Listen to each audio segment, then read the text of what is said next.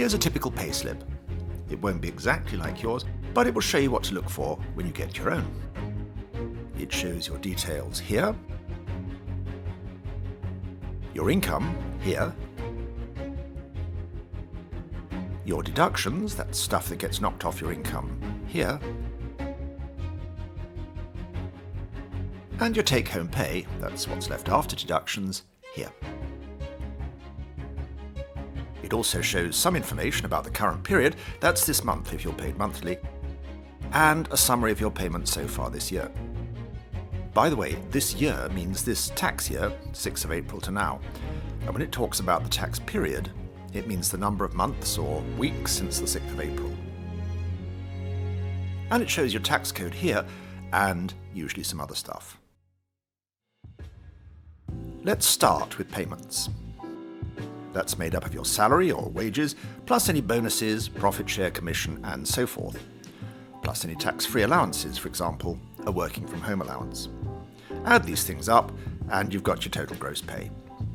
Knock off any tax-free allowances, and you've got your taxable pay, which is called gross for tax.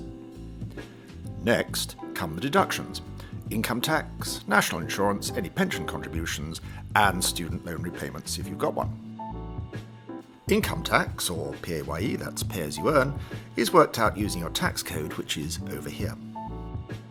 Your tax code says how much you're allowed to earn tax-free before you start to pay tax. You take the tax code number, then you multiply it by 10, so if your tax code is 1257L, it means that you can earn 10 times that, that's £12,570, before you start paying tax. The tax-free allowance is spread over the year, so if you're on a monthly salary, you'll be able to earn £1,047.50 each month before you start to pay tax. If you live in Scotland, your tax code will have an S in front of it, like this, and that means that your employer will deduct Scottish tax, which is slightly different to tax rates in the rest of the UK.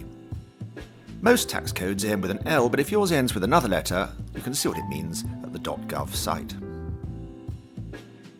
Your tax code will depend on your circumstances. For example, if you have a company car or employer-funded health insurance, your tax code will go down, meaning that you get a smaller tax-free allowance, and so have to pay more tax.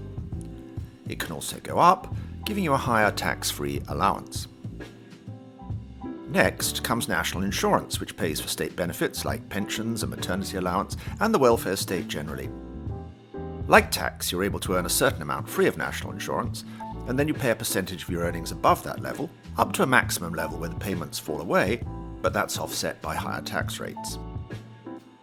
If you have a student loan, repayments will be shown here. The rate of repayment will depend on the exact scheme that you're in. And finally, there's your pension. You and your employer probably both contribute to this, and your contribution is shown here. Add these deductions up, take them away from your income, and you've got your take-home pay.